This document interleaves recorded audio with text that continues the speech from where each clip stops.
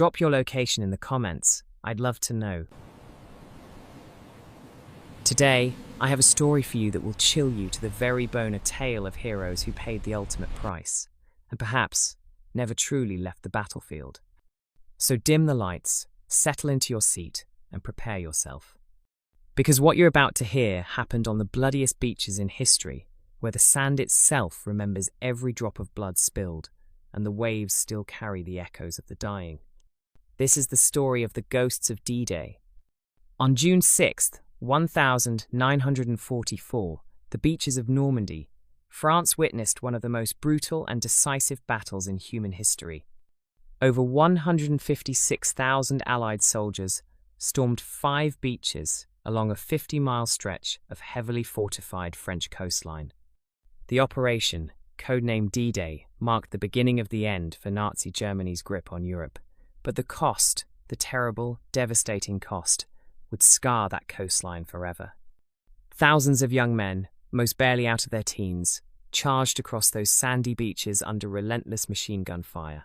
Many never made it past the water's edge.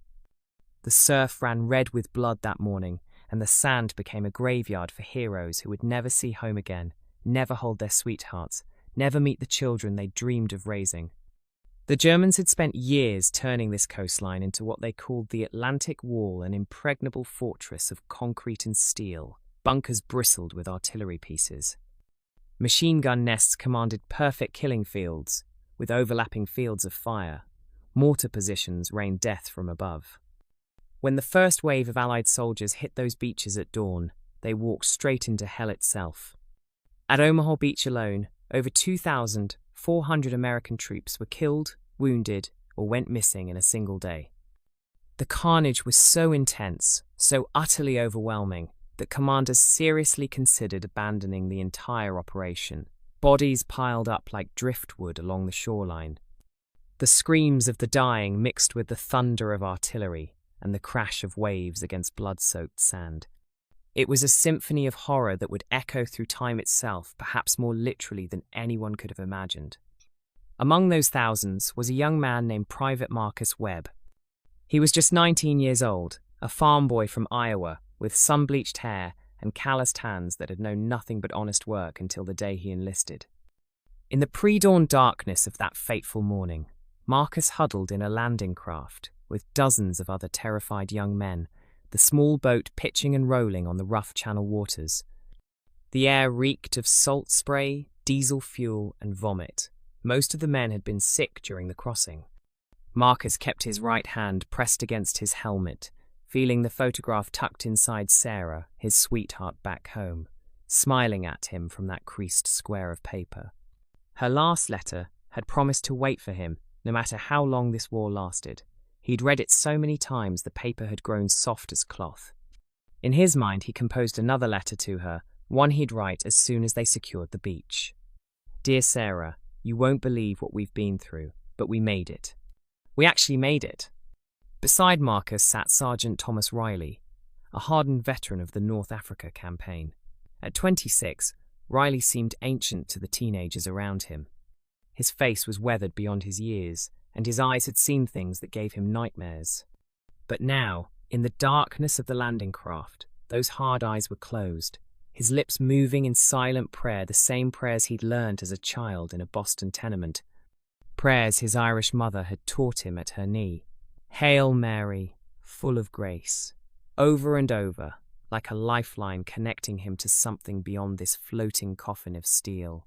Riley had taken Marcus under his wing during training, recognizing the raw fear in the farm boy's eyes.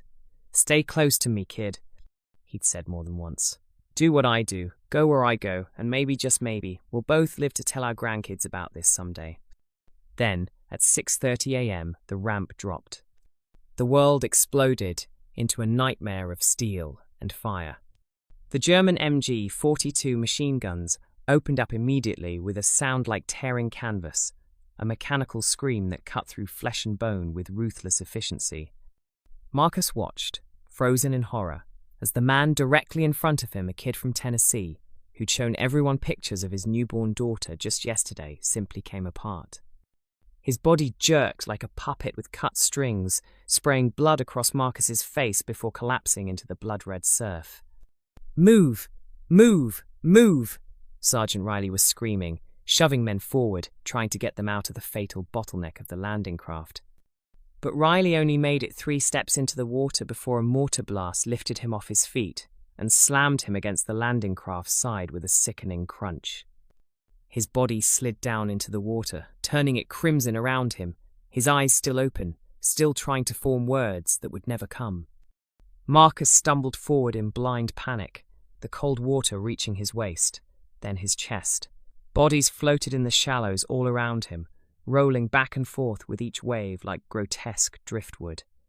The sand beneath his boots was thick with the dead, and the dying he literally had to climb over his fallen comrades to advance, their blood making everything slick and treacherous.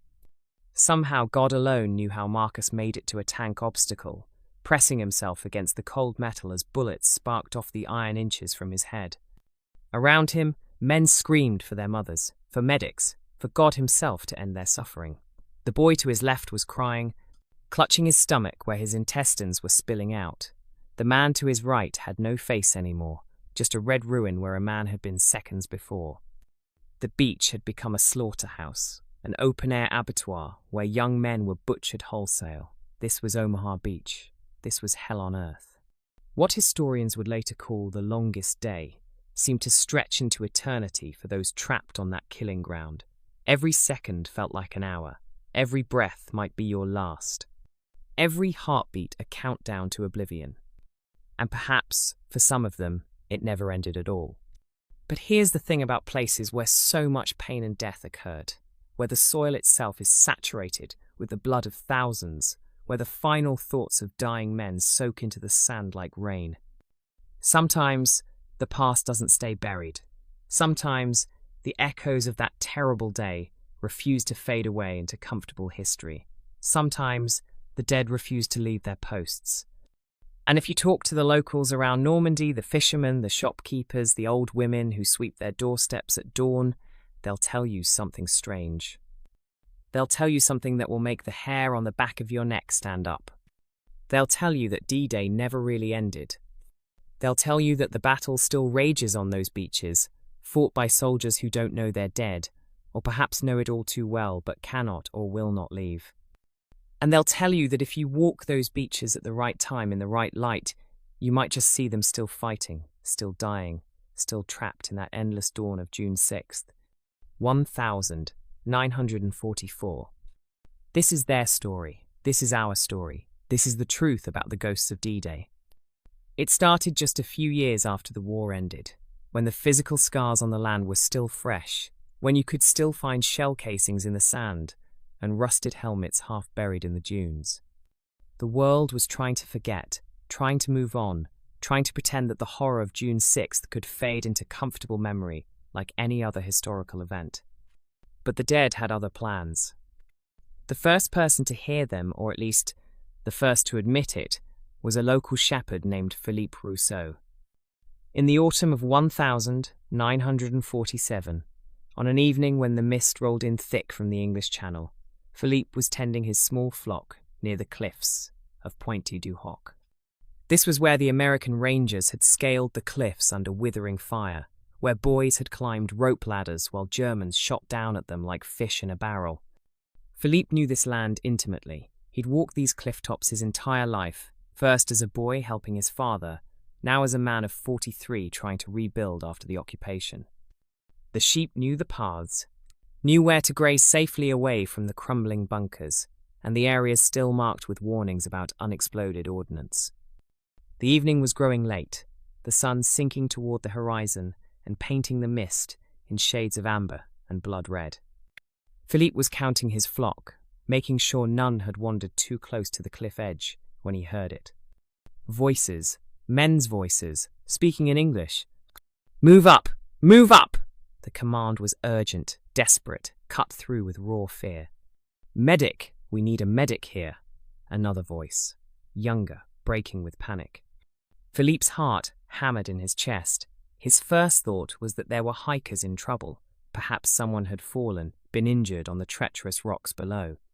He ran toward the sound, his boots crunching on the frost-touched grass, his breath coming in white puffs in the cold air. "Hello?" he called out in his broken English. "Where are you? Do you need help?" The voices continued, seeming to come from everywhere and nowhere at once. "Covering fire! Give me covering fire! Oh God, I'm hit. Keep moving! Don't stop!" Philippe reached the cliff edge where the voices seemed loudest. He looked down at the rocks below, looked left and right along the cliff top. Nothing. Just empty fortifications, the wind, and the crash of waves far below. The mist was thicker here, swirling around the concrete bunkers like something alive. But the voices didn't stop. If anything, they grew more frantic as darkness fell completely. The desperate commands, the screams of pain, the sound of men dying, it all continued, a phantom battle raging in the air around him. Philippe could hear it clearly. The bark of orders, the crack of rifle fire that wasn't there, the wet sound of bullets hitting flesh. He stood frozen on that cliff top for what felt like hours, but was probably only minutes, listening to the ghosts of that terrible day replay their final moments. Then, as suddenly as it had begun, the sounds faded away into silence, leaving only the wind and the waves and Philippe's own ragged breathing. He gathered his flock and hurried home in the darkness, his mind racing. Should he tell someone? Would they think he was mad? Would they laugh at him, the simple shepherd who claimed to hear phantom soldiers? For 2 weeks, Philippe told no one. But when it happened again, the same desperate voices, the same phantom battle, he knew he couldn't keep silent. He went to Father Bernard at the church in Grand Camp Maisie. The old priest listened to Philippe's story, in the dim quiet of the confessional, his weathered hands folded in his lap. When Philippe finished, there was a long silence. Then Father Bernard spoke, and his words made Philippe's blood run cold. "I've heard them too." The priest's confession came slowly, painfully, like a wound being lanced. For months, he explained, his morning walks to say prayers for the fallen had been interrupted by sounds that shouldn't exist. The rattle of machine gun fire, the whistle of mortars, the screams of dying men. Always at dawn, always near the beaches, always the same terrible symphony. "I've been wrestling with it," Father Bernard admitted, his voice heavy with theological struggle. "Are they trapped? Are they suffering in some kind of purgatory? Or," he paused, his eyes distant, "or are they trying to tell us something? Trying to make sure we never forget what happened here?" The priest had no answers, only questions that haunted him during his prayers. But he made Philippe promise to tell him if it happened again, to document everything. "If God is allowing us to hear them," Father Bernard said, "then perhaps we have a duty to bear witness." And Philippe wasn't alone. As autumn turned to winter, other reports began to surface. The fishermen were the next to notice. Old Jacques Montfort came back to port with a story that made the other men shift uncomfortably. His nets had tangled at a specific spot offshore, about a quarter-mile from Omaha Beach. When he and his son pulled hard to free them, they heard voices, angry voices, shouting in German. "Halt! Verboten!" The words were unmistakable, barked out like military commands. It happened again and again at the same location, as if sentries were still stationed there, still warning intruders away from their posts. Other fishermen confirmed it. That particular patch of water became known as the shouting place, and most boats gave it a wide berth. Then the children started talking. A group of local boys had been playing in one of the concrete bunkers near the beach, the kind of place parents warned them away from, which of course made it irresistible. They came running home with faces pale as chalk, insisting they'd heard breathing in the empty gun chambers. Deep, laboured breathing, like someone wounded and struggling for air. 10-year-old Marie Claudel swore she'd heard footsteps on the metal stairs, the ones that led nowhere now, ending in a wall where a door had once been. Heavy boots, climbing up, then silence. When she'd worked up the courage to look, the stairs were empty. Her parents believed her. Too many others were reporting the same things for it to be childhood imagination or pranks. The stories spread like wildfire through the small coastal towns. In cafes and markets, in churches and schoolyards, people whispered about what they'd heard, what they'd felt, what they couldn't quite explain but knew to be true. Parents started keeping their children away from the beaches after dark. Fishermen began carrying blessed medals and crosses in their pockets, not as superstition exactly, but as insurance. Just in case. Old Madame Lefebvre, who ran the bakery in Colleville-sur-Mer, started placing small crucifixes in her windows facing the sea. For protection, she told anyone who asked. For them and for us. No one laughed at her. No one called her foolish. Because by then, there was an unspoken agreement among the people who lived along that cursed stretch of coast. Something unnatural was happening here. The past wasn't staying buried. The dead weren't staying dead. In the taverns at night, over glasses of Calvados and whispered conversations, the locals began to say it out loud. They're still here. The soldiers, the ones who died, they never left. D-Day never ended, not for them. And if you listened carefully on foggy mornings, if you walked the beaches at dawn, or stood near the bunkers at dusk, you could hear it too. The phantom battle, the ghost soldiers. The echoes of that terrible day, playing over and over like a record that couldn't be stopped. The question was no longer whether the hauntings were real. The question was, what did the dead want, and why couldn't they rest? The answers began to come in August of 1954, when a British war widow named Margaret Ashford made the pilgrimage that thousands of grieving families had made before her. But Margaret's journey to Normandy would be different. Margaret would see something that would change everything. She arrived on a grey morning that matched her mood, the kind of day where the sky and sea blurred into one endless stretch of melancholy. Margaret was 42 years old, but she felt ancient, worn down by 9 years of incomplete mourning. She had come to visit the grave of her husband, Lieutenant Charles Ashford of the Green Howards Regiment, who had died leading his men off Gold Beach on June 6th, 1944. Charles's body had been lost in the initial chaos, swept out by the tide or buried in the sand. No one knew for certain. It had taken 3 days to identify him, 3 days during which his men had pushed inland while their lieutenant lay broken on the beach where he'd fallen. They'd given him a hero's burial in the British cemetery, but Margaret had never been able to say goodbye. Not properly. Not in a way that brought closure to the gaping wound in her heart. She was staying at a small inn in Arromanches-les-Bains, a modest establishment run by a widow herself, Madame Beaumont. The inn overlooked the remnants of the Mulberry Harbour, those massive concrete caissons that still jutted from the water like broken teeth, monuments to the engineering marvel that had supplied the invasion. Margaret found something fitting about staying within sight of them. They too were remnants. They too refused to sink completely beneath the waves and be forgotten. Madame Beaumont had given her room 7, a small but clean space on the 2nd floor with a window that looked out over the channel.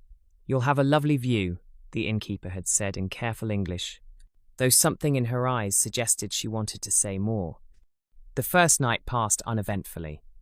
Margaret lay awake most of it, listening to the waves, thinking about Charles, wondering if any part of him remained in this place, or if his soul had moved on to whatever came next.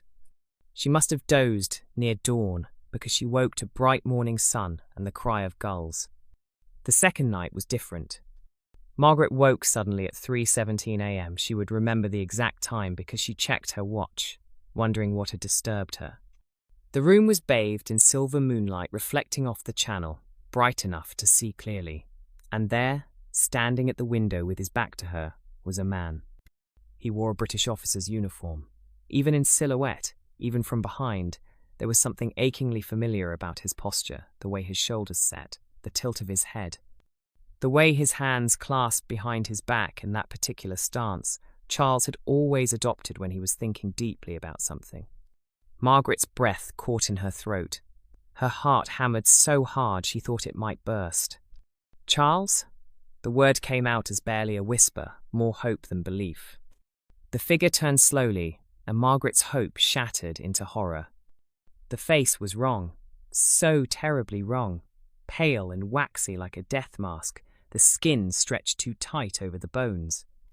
And the eyes, dear God, the eyes were hollow, dark pits that seemed to stare right through her into some abyss beyond. But the uniform was unmistakable. The insignia of the Green Howards Regiment gleamed in the moonlight, exactly where Charles had worn his, polished even in death. The apparition opened its mouth as if to speak. Margaret leaned forward, desperate to hear what it might say, what message Charles might have for her after 9 years of silence. But instead of words, she heard only the sound of waves crashing against the shore, and beneath that, faint but unmistakable, the distant rattle of gunfire and the screams of dying men. Then the figure turned back toward the window and walked straight through the closed glass, passing through it as if it were nothing more than mist. Margaret saw him for one more second, silhouetted against the moonlit sea, before he vanished completely. She sat frozen in her bed, trembling, unsure if she'd just witnessed something supernatural or if grief had finally driven her mad. She didn't sleep again that night. When the first grey light of dawn finally crept through that terrible window, Margaret threw on her robe and stumbled downstairs, her legs barely supporting her. Madame Beaumont was already up, preparing bread for breakfast. When she saw Margaret's face pale and drawn, eyes red from crying, she simply nodded and poured a cup of strong coffee. "Room 7, the innkeeper said quietly. It wasn't a question. Margaret could only nod, her hands shaking as she wrapped them around the warm cup. "It happens in room 7, Madame Beaumont continued, settling into the chair across from her. "Always British officers. Always standing at the window, looking out to sea."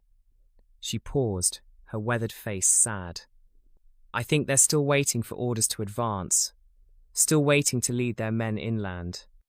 The words tumbled out, then years of carefully kept secrets. Other guests had seen the same thing.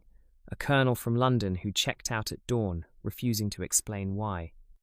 A young lieutenant's widow who'd screamed so loudly she'd woken the entire inn. A war historian who'd spent the rest of the night in the parlour, smoking cigarettes with shaking hands. "Why do you keep renting the room?" Margaret asked. "Why not lock it up?" Madame Beaumont's eyes were distant, looking at something beyond the walls of her small inn. "Because someone needs to witness," she said simply. "Someone needs to see them, to acknowledge that they're still here, that they haven't been forgotten." She looked directly at Margaret. "They died for us. The least we can do is bear witness to their sacrifice." And Margaret wasn't the only one bearing witness. As that summer progressed and word spread through the close-knit community of researchers and veterans' families, a pattern began to emerge that was both fascinating and deeply disturbing. American soldiers were being seen most frequently around Omaha and Utah beaches. Witnesses described them crawling across the sand, limping toward objectives long since taken, clutching wounds that would have been instantly fatal. One American tourist swore he'd seen a medic kneeling over an invisible body, his hands moving in the motions of administering aid that could never come. German soldiers appeared in and around the bunkers, particularly at the large fortification at Longues-sur-Mer, grey-uniformed figures manning guns that had been silent for a decade. Visitors reported feeling watched from the firing slits, and photographs sometimes showed shadows in places where no shadows should be. But most disturbing of all were the reports of entire units materializing and dematerializing, phantom companies going over the top again and again, locked in an eternal assault that never ended. A French farmer claimed he'd seen an entire squad of paratroopers land in his field at dawn, only to vanish before they hit the ground.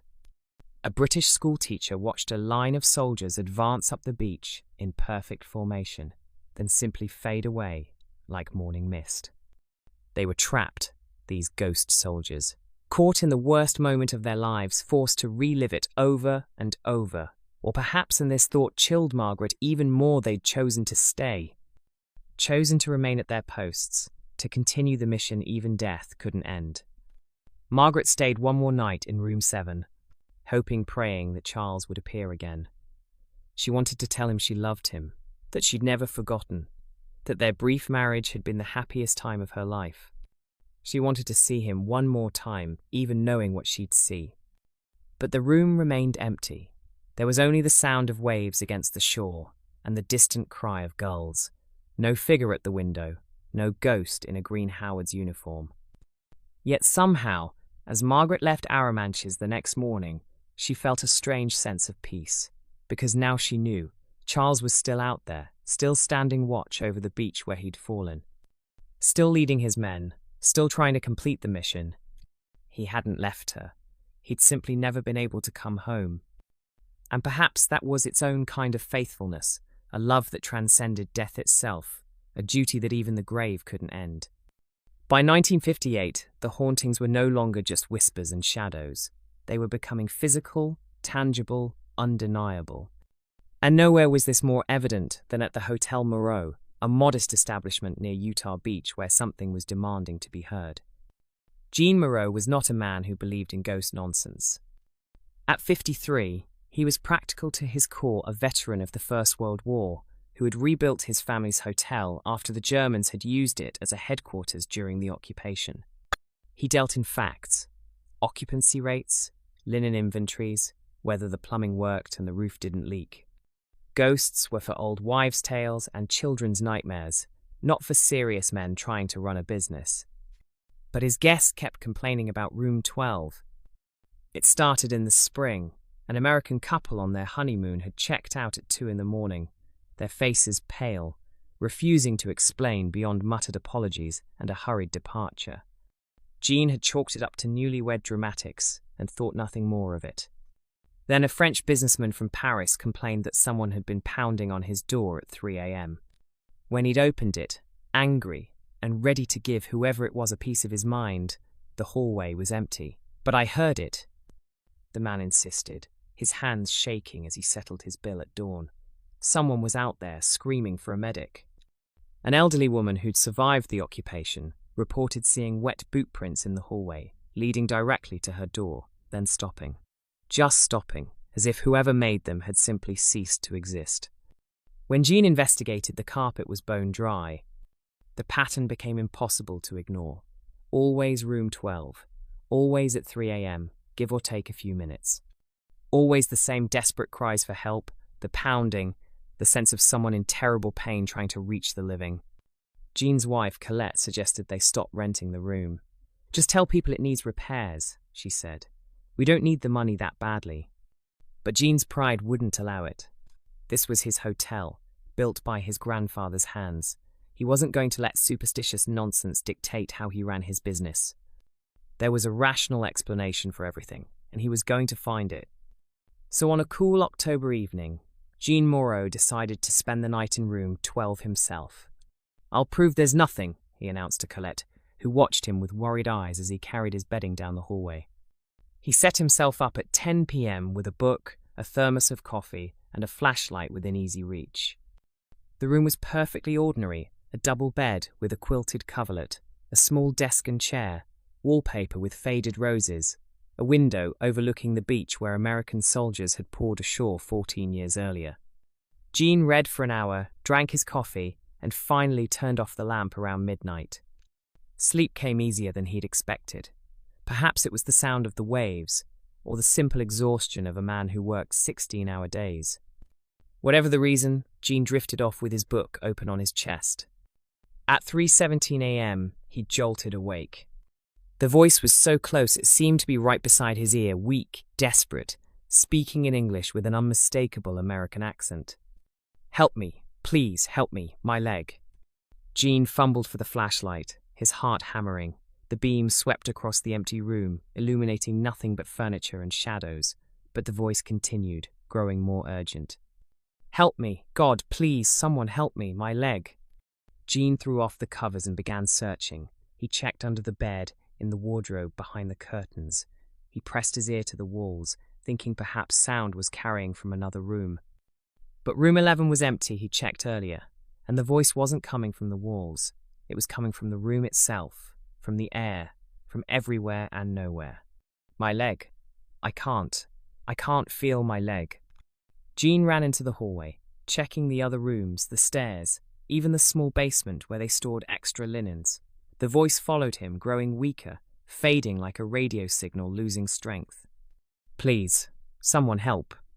He stood in the middle of his empty hotel at 3, 30 inches the morning, flashlight in his shaking hand, listening to a wounded American soldier beg for help that would never come.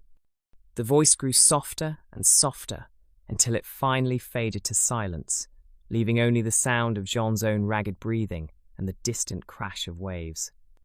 Jean didn't sleep again that night. He sat in room 12's single chair, flashlight clutched in his lap, waiting for dawn like a prisoner waiting for reprieve. His mind raced through every rational explanation he could think of: pipes, wind, imagination, stress, anything but the truth that was forcing itself upon him like a weight on his chest. When morning light finally crept through the window, Jean stood to leave. His body stiff from sitting motionless for hours. That's when he saw it. There, pressed into the carpet beside the bed, exactly where the voice had seemed to originate, was the perfect outline of a combat boot. Not just an impression or a vague mark, but a complete detailed print. The treads, the heel, the worn pattern of military-issue footwear. Jean knelt beside it, his hands trembling as he reached out to touch it. The carpet was damp, cold and damp, as if someone had just stepped out of seawater. And there, mixed with the moisture, were darker stains that Jean recognized from his time in the trenches of the Great War. Blood. He grabbed his camera, a luxury he'd bought to photograph the hotel for advertisements, and took picture after picture, his hands shaking so badly the first few were blurred. He needed evidence, proof. Something to show that he wasn't losing his mind, that what he'd experienced was real.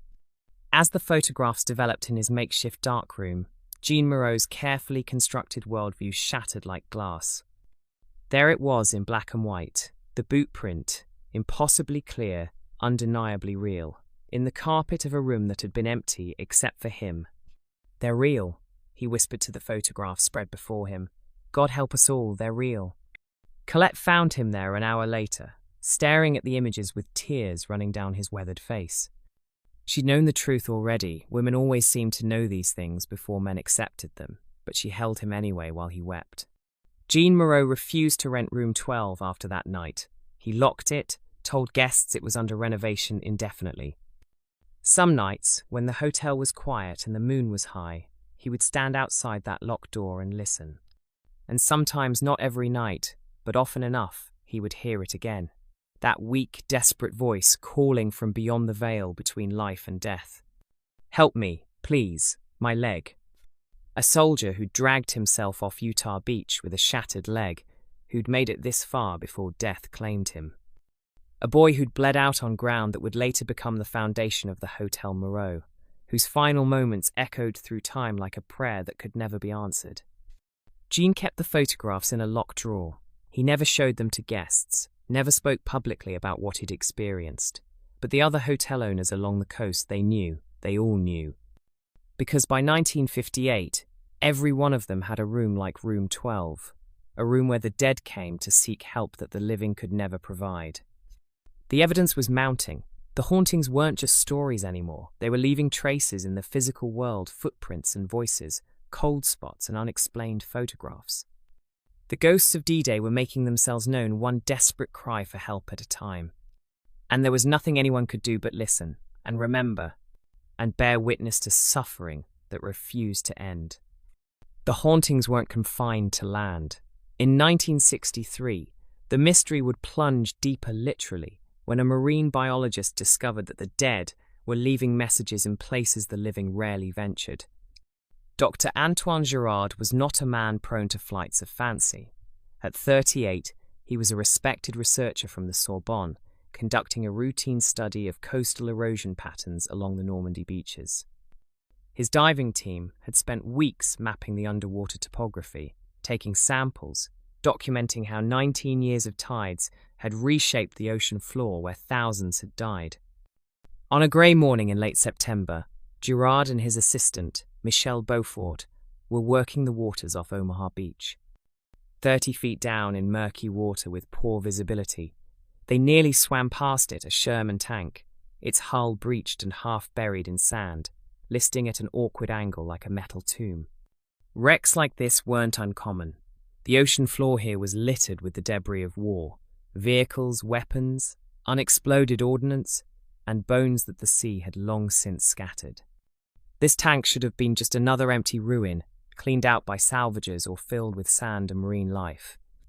But when Gerard shone his underwater lamp through the breach in the hull, what he saw made him freeze. The interior wasn't empty, and it wasn't natural. Personal effects had been arranged with obvious, deliberate care on what remained of the tank's surfaces. Photographs were positioned on the walls, somehow protected from the water. Letters were sealed in what appeared to be waterproof materials, placed like offerings in a shrine. Dog tags hung from protruding metal, swaying gently in the current like wind chimes in a temple. Michel tapped Gerard's shoulder and made hand signals. "What is this?" Gerard shook his head, unable to answer. Through his mask, he studied the impossible scene. Every instinct, every year of marine biology training told him this couldn't exist. The currents here were strong and unpredictable. Anything loose should have been scattered decades ago, washed out to sea, or buried in sediment. Yet here were photographs, clear and positioned as if someone had placed them just yesterday. He swam closer, his lamp illuminating a picture of a young woman holding a baby. Another showed two men in uniform, arms around each other's shoulders, grinning at the camera. A third was a family portrait: mother, father, 3 children, all arranged with reverence, with love, with purpose.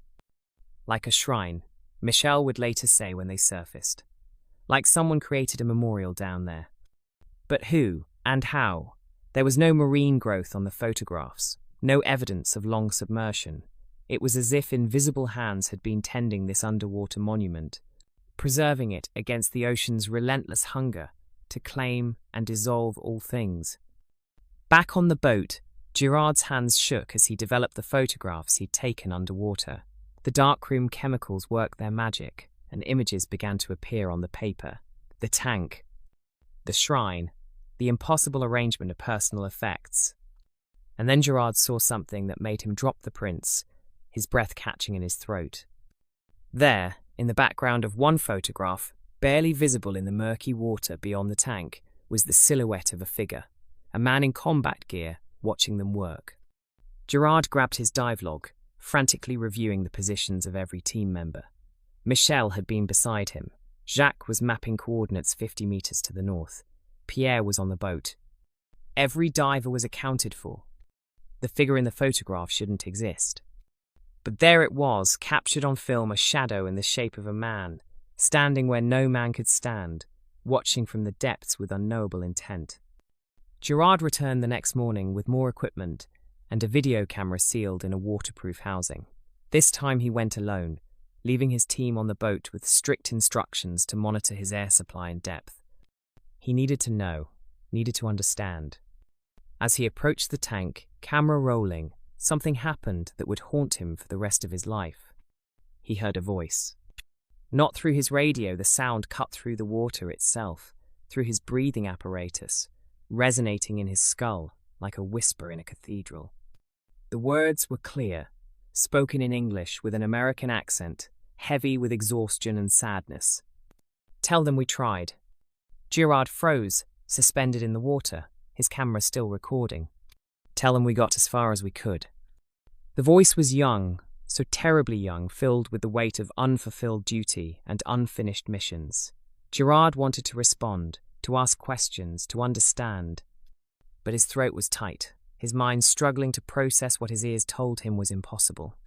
The voice faded into underwater silence, leaving only the sound of his own breathing and the gentle creak of his equipment. The camera had captured it all: the approach to the tank, the shrine inside, and 17 seconds of audio that shouldn't exist. When Gerard presented his findings to colleagues at the university, reactions ranged from skepticism to barely concealed belief. The photographs were examined, the video analysed, the audio enhanced and studied. Some dismissed it as equipment malfunction or natural sounds misinterpreted underwater. Others saw what Gerard saw, evidence of something beyond conventional understanding. His conclusion, stated in a paper that would be quietly filed away and rarely referenced, was both simple and profound. The deceased are not merely haunting these locations. They are actively communicating, creating memorials, leaving messages for the living. They are desperate to be remembered, to have their sacrifice acknowledged. The ocean floor off Omaha Beach has become a shrine maintained by hands we cannot see, voices we should not hear, and a will that death itself cannot extinguish. The dead were curators of their own memory, arranging photographs and letters in impossible places, speaking across the barrier between life and death with a simple plea. Remember us. Remember what we did. Remember what it cost. And now, thanks to Dr. Antoine Girard, someone finally was. For decades, the hauntings of Normandy relied on eyewitness testimony accounts that skeptics could dismiss as imagination, grief, or the power of suggestion.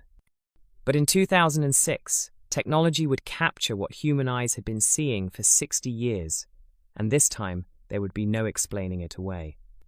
An American documentary crew had come to film a segment about nocturnal wildlife along the beaches of Normandy.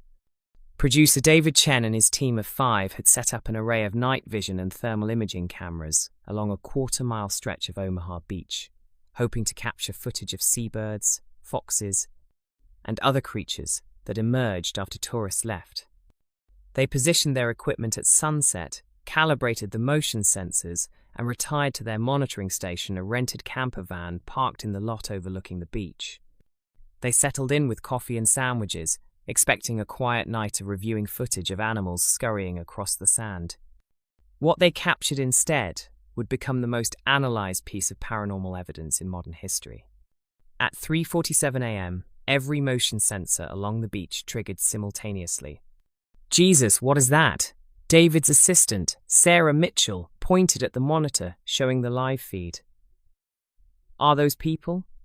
The thermal imaging cameras showed heat signatures, dozens of them emerging from the surf.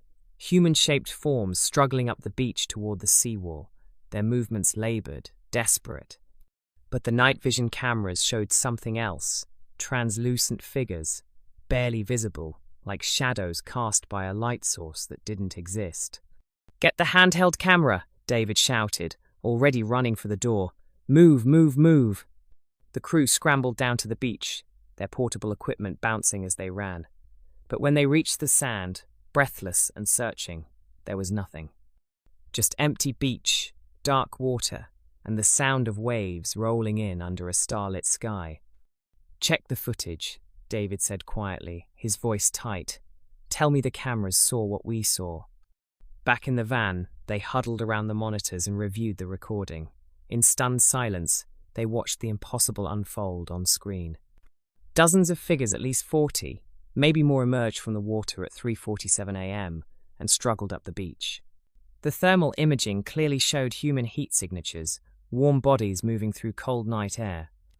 The night vision cameras captured their translucent forms, detailed enough to see uniforms, helmets, weapons. Some crawled, others limped.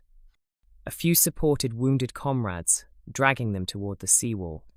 The figures moved in tactical formations covering each other, pausing to return fire at enemies who weren't there, advancing in short rushes exactly as soldiers would have done under fire. They reached the seawall and took cover behind it, some collapsing, others pressing forward. And then, as the timestamp hit 3:49 a.m., they simply faded away, dissolved like morning mist, leaving the beach as empty as it had been before. "That's exactly where the first wave was pinned down," whispered their historical consultant, Dr. Robert Hayes, a retired Army colonel who specialized in D-Day. His face was pale, his hands gripping the edge of the desk. "Exactly where they took the heaviest casualties, and the time, June 6th, 1944, H-hour plus 17 minutes. That's when the killing was at its worst. 62 years to the minute." The footage spread through the paranormal research community like wildfire. Experts from universities, military historians, video analysts, and skeptics all examined the 17 minutes of recording. Some looked for evidence of fraud or technical malfunction. Others sought to understand what the cameras had captured. Military historians verified the details with disturbing accuracy. The uniforms were correct for the 1st and 29th Infantry Divisions that assaulted Omaha Beach. The tactical movements matched documented maneuvers. Even the positions where figures fell corresponded to known casualty locations recorded in after-action reports.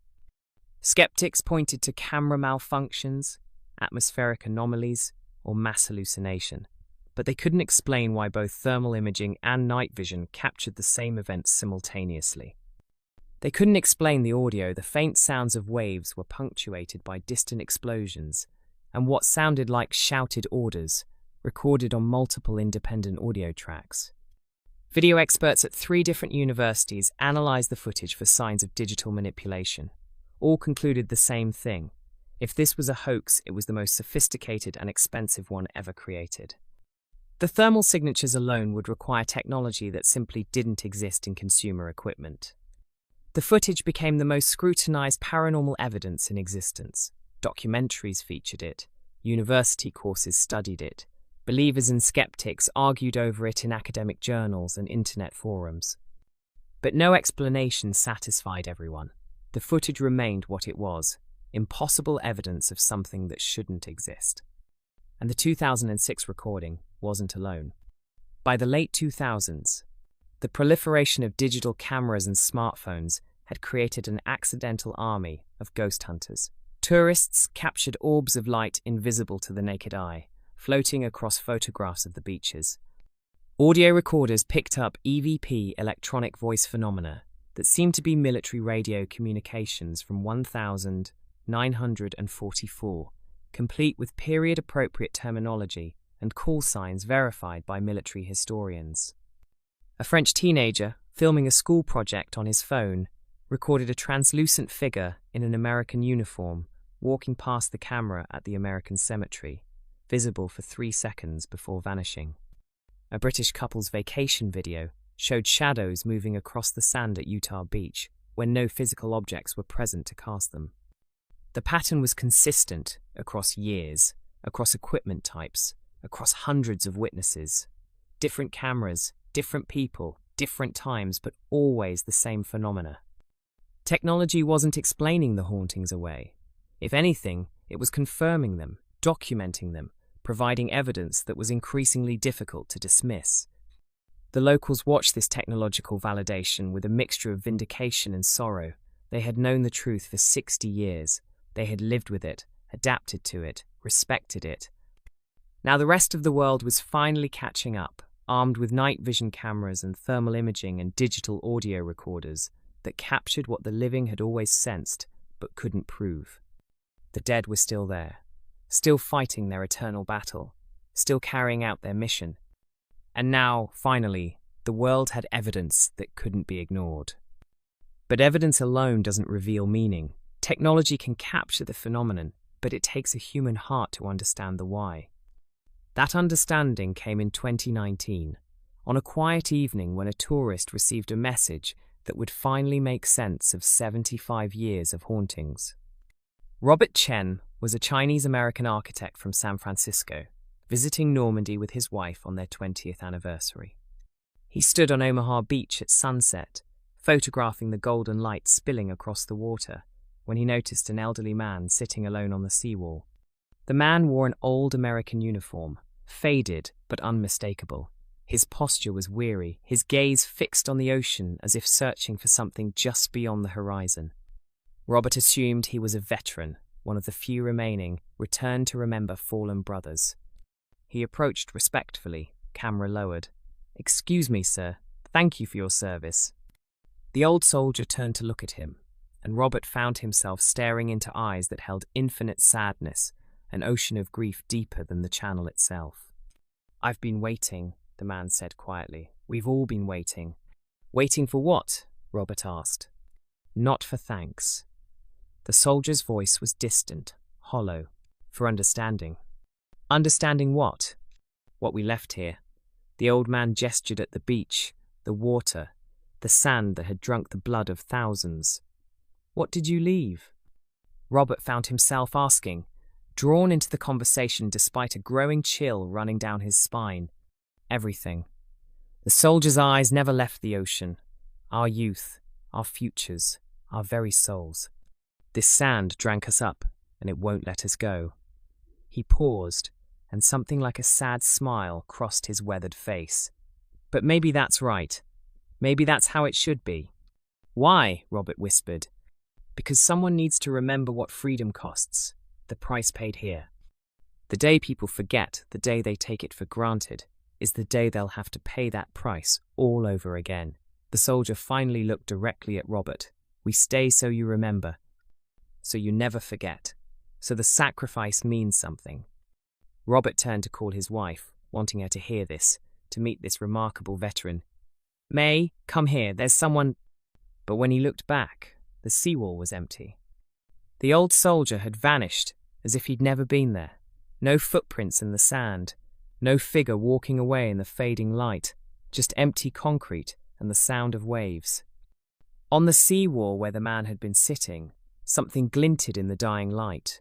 Robert walked over, his heart pounding, and picked it up with trembling hands. A dog tag. Corroded, weathered, barely readable, but the inscription was still there, etched into metal that had somehow survived 75 years. PVT Marcus Webb, 116 TH Infantry. The farm boy from Iowa, the 19-year-old clutching Sarah's photograph. The soldier who'd watched his sergeant die, who'd scrambled to a tank obstacle, who'd survived the initial assault only to fall somewhere on this beach. Still on duty after 75 years. That night, Robert researched Private Marcus Webb. The records confirmed everything. Killed in action, the 6th of June 1944, Omaha Beach. Body never recovered from the surf. His mother, Sarah Webb, named after Marcus's sweetheart, had waited for letters that never came. She died in 1967, never knowing exactly how or where her son had fallen. And suddenly, Robert understood. They weren't trapped. They weren't suffering. They had chosen to stay chosen, to maintain their post, to bear witness, to serve as living memory of what had been sacrificed here. Not from anger or pain, but from duty and love. A duty that transcended death itself. The hauntings weren't a cry for help. They were a message, delivered over and over to anyone who would listen. Remember us. Remember what we did. Remember what it cost. Remember what you have because of what we gave. Private Marcus Webb had promised to write Sarah from France, and in a way, he had kept that promise. His message had taken 75 years to deliver, carried not by mail but by his own eternal presence. We were here, we gave everything. Don't let it be for nothing. Understanding changed everything. Once the living grasped that the dead weren't threatening but remembering, weren't trapped but serving, the relationship shifted from fear to reverence. Nowhere was this more evident than in how modern-day Normandy learned to coexist with its ghostly guardians. The park rangers at the American cemetery were the first to openly acknowledge what they'd known privately for years. They learned to recognize the signs: sudden temperature drops in certain sections on warm days, the sound of quiet weeping near specific graves, fresh flowers appearing on headstones where no living visitors had been recorded entering the grounds. Publicly, they said nothing, but among themselves, in quiet conversations over coffee in the maintenance building, they shared stories. They all knew. Every ranger who worked the night shift had experienced it, the sense of being watched, of not being alone during their rounds, not threatening, just present. When Sophie Mercier started as a ranger in 2018, young and eager at 24, her first night shift terrified her. The sounds, the shadows, the overwhelming feeling that the cemetery was full of people she couldn't quite see.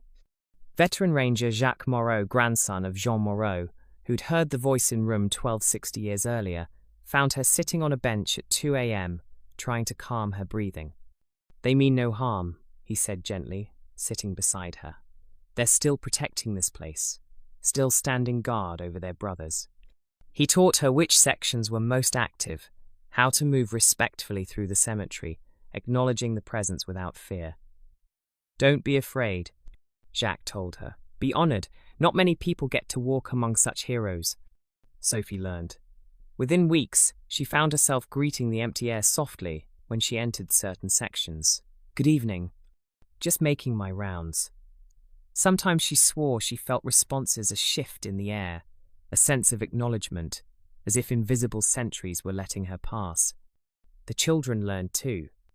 Local schools now taught a special kind of history, not just dates and battles and casualty figures, but respect for the presence that lingered.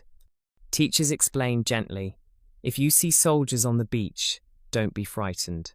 They died for our freedom. Treat them with dignity, as you would treat any hero." 8-year-old Emma Dubois, great-granddaughter of Marie, who'd seen the first ghost in 1952, encountered a group of translucent soldiers near the waterline one morning while walking with her mother. She watched them for a moment, then turned calmly to her mother. "The soldier men are still working, Maman." "Yes, chérie," her mother replied, taking her daughter's hand. "They are. Wave goodbye to them." Emma waved, and perhaps it was a trick of the light, but one of the figures seemed to raise a hand in return before fading into the morning mist. This was the next generation, learning to coexist with the past, carrying forward the covenant between the living and the dead. Every year, on June 6th, thousands gathered at dawn along the beaches for the remembrance ceremony. At exactly 6:30 a.m., the moment the ramps had dropped in 1944, a moment of silence fell over the crowd. And every year, some witnesses reported seeing them, shadows standing at attention among the living, as if the fallen were attending their own memorial. Translucent figures in the crowd, saluting the flags they had died to raise, honouring the ceremony that honoured them. Then, as the sun rose fully and light spilled across the water, they would fade away, back to whatever place they inhabited between the world of the living and the world beyond. Their attendance noted, their vigil maintained, their message delivered once more. The people of Normandy had learned to live with their ghosts, not to exorcise them or fear them, but to respect them, to honour them, to ensure that their sacrifice was never forgotten. The dead had chosen to stay, and the living had chosen to remember. It was a covenant written in blood and maintained in reverence and agreement that transcended death itself, binding the past to the present, ensuring that freedom's price would never be forgotten. The truth, once understood, was both simpler and more profound than anyone had imagined. Not all ghosts are trapped. Not all hauntings are prisons. Some spirits choose to remain, bound not by chains but by duty, by love, by a mission that death itself cannot end. The beaches of Normandy are their post. The cemeteries are their barracks. The bunkers and fortifications are their watchtowers. They are not suffering. They are serving eternal sentries, guarding not territory, but memory itself. Each generation needs reminding of what freedom costs. Children grow up taking for granted the liberties purchased with blood. Nations forget the price of peace. The dead know this. They've seen it before, how quickly gratitude turns to indifference, how easily sacrifice fades into dusty history books that students skim without truly understanding. So they remain. They are the living history, refusing to let the world forget. They are the price tag that stays attached, the receipt that never fades, the constant reminder that freedom isn't free and never was. And they are not alone in their vigil. The German soldiers haunt these beaches too. Young men in grey uniforms appear in the bunkers at Lons-sur-Mer, at Pointe du Hoc, in the fortifications they died defending. Most were teenagers, conscripts, boys who'd had no choice in where they fought or why. They too died far from home. They too were someone's son, someone's brother, someone's love. Some encounters show them no longer fighting. A German soldier and an American paratrooper, both translucent, both spectral, standing together on a cliff overlooking the sea, not as enemies, not as combatants, simply as soldiers, sharing a cigarette that produces no smoke, watching over a battlefield where all sides lost something precious. In death, they found common ground. All soldiers, all brothers, all victims of war's terrible machinery. The haunting isn't about victory or defeat anymore. It's about the shared experience of young men sent to kill and die for causes bigger than themselves. The modern world has learned to treat these hauntings with the respect they deserve. No exorcisms are attempted. No priests are called to banish them. No one wants them to leave. They are part of Normandy now, woven into its identity as surely as the beaches and the cliffs and the endless crash of waves. Museums document the encounters alongside the historical artifacts. Hotels embrace their ghostly guests, acknowledging them in quiet ways. Tourism has grown around respectful remembrance. Come walk where heroes walked. They're still here, still teaching us what sacrifice means. Late one night, as this story draws to a close, a single witness walks along Omaha Beach. The moon is high, the tide is out, and the beach stretches empty in silver light. Then, rising from the surf once more, comes an entire phantom unit. Dozens of translucent figures struggling up the sand, exactly as they did 75 years ago, exactly as they will 75 years from now. The leading officer, could it be Marcus Webb, or Sergeant Riley, or any of the thousands who fell here, turns and makes eye contact with the witness. He nods once, a gesture of acknowledgement, of gratitude. You see us, you remember. The unit continues up the beach, covering each other, advancing in tactical formations learned in training camps that no longer exist. They reach the seawall where so many fell, where the sand is forever stained with invisible blood. And then, as the first hint of dawn touches the horizon, they fade into morning mist. Mission accomplished, for another night. Until the next witness walks these sands and needs, reminding of what was sacrificed here. The war may have ended in 1945. Victory was declared, treaties were signed, soldiers came home those who could. But on the beaches of Normandy, the battle continues. Not a battle of bullets and blood anymore, not a fight for territory or strategic objectives. It's a battle for memory, a war against forgetting, a campaign to ensure that the price of freedom is never taken for granted. The ghosts of D-Day remain on duty, eternal sentries guarding not the beaches themselves, but the truth of what happened here. They are the keepers of memory, the witnesses who refuse to fade, the voices crying out across time, remember us. Remember what we gave. Remember what you have because of what we lost. They paid the price of liberty in full on June 6th, 1944, and they continue to collect interest on that payment, one haunted night at a time, one witness at a time, one generation at a time. So if you walk these beaches, do so with reverence. If you hear voices in the mist, or see shadows where no shadows should be, do not be afraid. Acknowledge them, thank them, remember them. Because they are still here, still watching, still serving, and they will remain until the last person who values freedom walks these sands and understands what it cost. Lest we forget. Thank you for joining me on this journey through the haunted shores of Normandy. If this story has moved you, if it's made you think about the price of the freedom we enjoy, then perhaps the ghosts have accomplished their mission once more. Remember them, honor them, and never ever forget what they gave so that we might live free. Bye, and may their eternal watch bring us wisdom.